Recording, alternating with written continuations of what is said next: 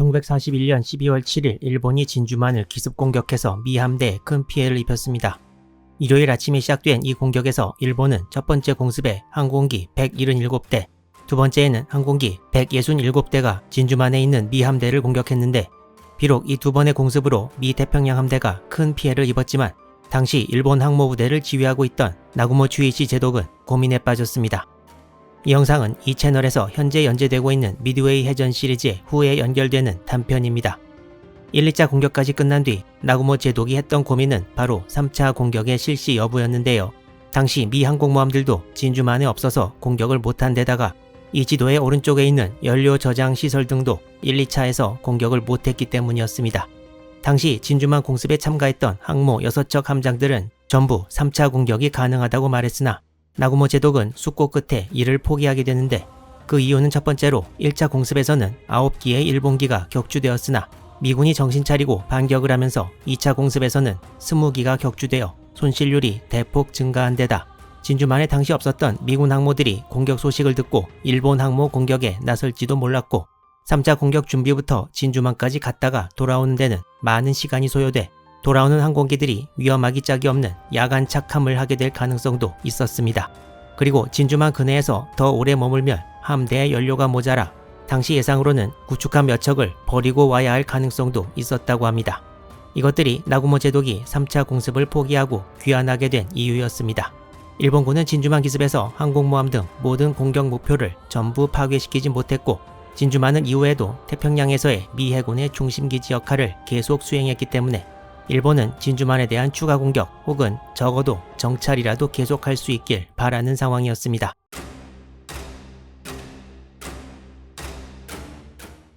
미국은 진주만 기습이 감행되기 훨씬 전부터 일본 암호를 해독하려고 노력했습니다.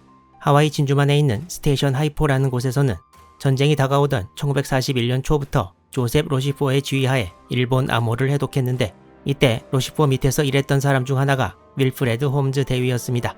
이 사람은 원래 잠수함에 탑승했던 장교였다고 하는데, 여기 보이는 세러데이 이브닝 포스트라는 주간지에 필명으로 글을 연재하기도 했다고 합니다.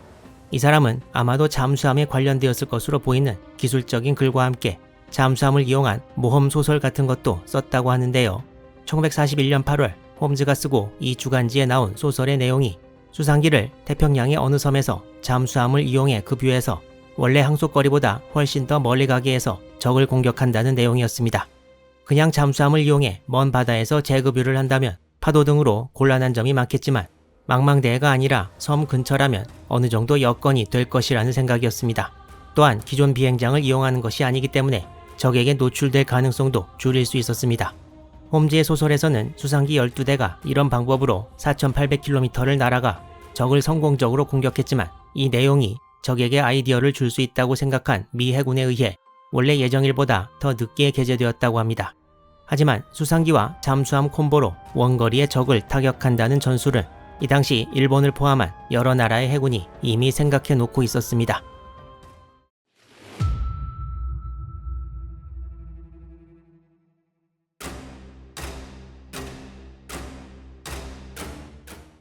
지도 가운데 붉은색 지역으로 표시된 중부태평양의 마셜 아일랜드, 마셜 제도는 이미 1910년대 일본 수중에 들어갔습니다. 그리고 이곳이 하와이입니다.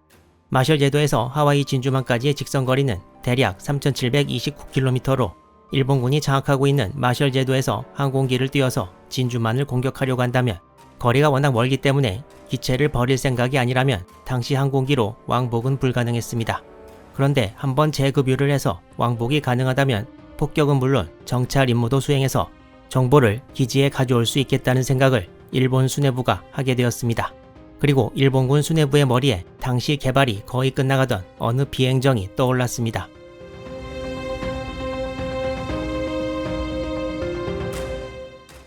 이 항공기의 이름은 가와니시 H-8K 이식 비행정입니다. 약칭으로는 이식 대정이라고도 하는데요. 연합군 측에서는 이 항공기의 코드네임으로 에밀리를 썼습니다. 일본이 1920년대와 30년대 해군 군축 조약의 영향을 받고 가상 적국인 미국의 해군력에 뒤진다는 생각을 하면서 육상기지에서 이착륙이 가능하고 항속거리가 매우 긴 공격기를 고안하게 되었습니다. 1939년 2차 대전이 시작되면서 개발의 속도가 붙어 진주만 기습을 11개월 앞둔 1940년 12월 30일 시험 비행을 처음 치렀고 1년이 더 지난 1942년 2월 5일에 제식 채용되었습니다.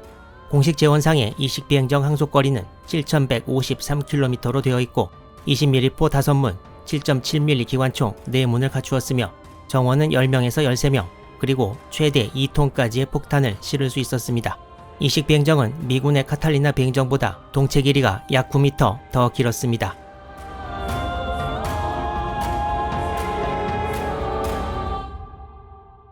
일본은 진주만 기습 열흘 후인 1941년 12월 17일 2호 제7 잠수함에 탑재한 수상 정찰기를 하와이로 보내 진주만 정찰을 실시했습니다. 일본군은 진주만에서 등화 관제도 실시하지 않은 채 복구 작업에 몰두하는 것을 알게 되는데요. 일본군은 제식 채용을 얼마 남기지 않은 이식 비행정을 이용하면 진주만을 다시 폭격해 복구 작업을 방해하고 미군의 사기를 떨어뜨릴 수 있다고 생각했습니다. 출발지는 진주만에서 가장 가까운 일본이 장악한 섬인 마셜제도였고 비록 이식 비행정이 항속거리로 볼 때 마셜제도에서 진주만까지 왕복이 가능하긴 했지만 이럴 경우 만에 하나 비상사태가 생겨서 비행거리가 더 늘어났을 때 대처하기가 곤란하기 때문에 중간에 한번 급유를 받도록 계획을 세우게 됩니다. 1941년 12월 17일 진주만 정찰이 있은 지 한 달 후인 1942년 1월 17일 연합함대 참모장 우가키마토메 제독은 이식 비행정을 이용한 진주만 공격 세부 계획을 세우라고 명령하게 됩니다. 이 작전은 일본 제6함대 예하의 제24 항공전대에서 담당하게 되었는데 당시 제24 항공전대 사령관은 고도 에이지 소장이었습니다. 원래는 진주만 공격에 5기에서 6기의 이식 비행정을 투입하려고 했으나 투입 가능한 기체가 2대밖에 없어서 그것만 가지고 작전을 진행하게 됩니다.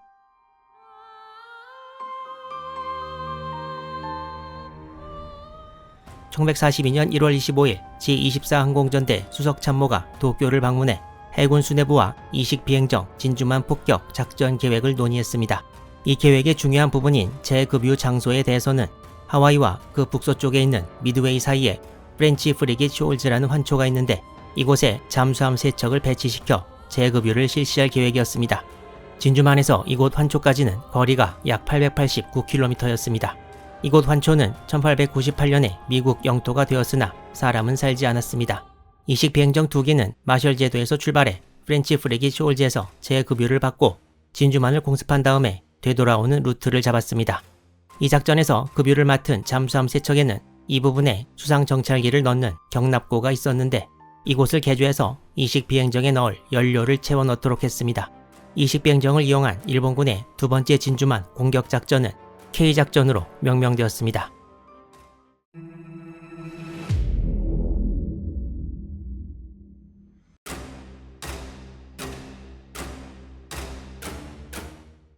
(1942년 2월 12일) 드디어 작전이 시작되어 이식 비행정 2기가 이동을 시작했습니다.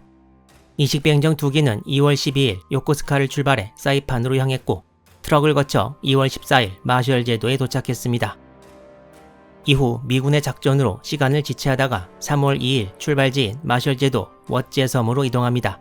그리고 다음 날인 3월 3일 2호 제15, 19, 26호 잠수함에 추가해 2호 제9 잠수함까지 프렌치 프리깃 쇼울즈 근해 집결 지점에 도착했습니다. 두 기의 이식 비행정은 마셜 제도에서 떠나 약 13시간의 비행을 거쳐 급유지에 도착했는데 이때가 하와이 시간으로 1942년 3월 3일 오후 7시였습니다. 약 2시간에 걸친 급유를 마친 후 이식 비행정들은 진주만을 향해 출발했고 약 5시간에 걸친 비행 끝에 진주만이 위치한 오아후 섬에 4월 4일 새벽 2시에 도착했습니다. 당시 진주만으로 간 이식 비행정 공격대의 지휘관은 하시즈메 히사오 대위였습니다. 이 그림은 하와이 오아후 섬의 모습을 나타내고 있는데 이 원으로 나타낸 지역이 진주만입니다. 이날 밤은 오아후 섬 전역에 안개가 짙게 끼어 시계가 아주 안 좋았다고 합니다.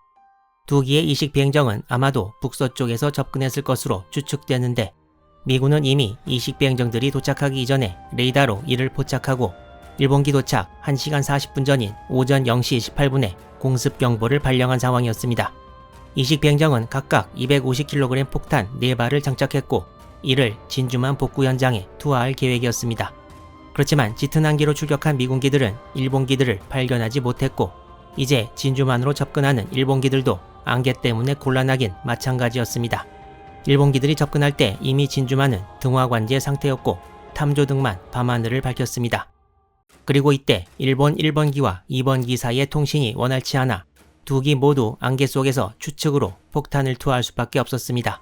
1번기의 폭탄은 육지에 떨어졌지만 2번기의 폭탄은 전부 바다에 떨어졌고 건물 유리창이 깨진 것 이외에 미국 측의 피해는 없었습니다.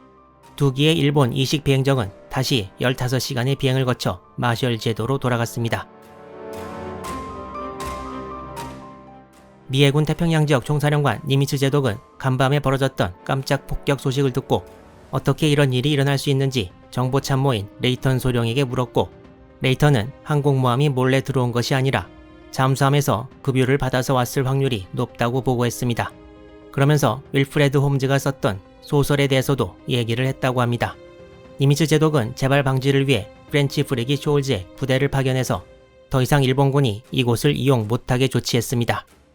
미드웨이 해전 석 달 전에 벌어진 일본군의 K작전. 이 작전은 거의 실패였지만 미드웨이 해전을 앞두고 일본은 또 다른 K작전을 꾸미게 되는데요. 그 이야기는 현재 이 채널에서 연재 중인 미드웨이 해전 시리즈에서 계속됩니다. 지금까지 시청해주셔서 감사합니다.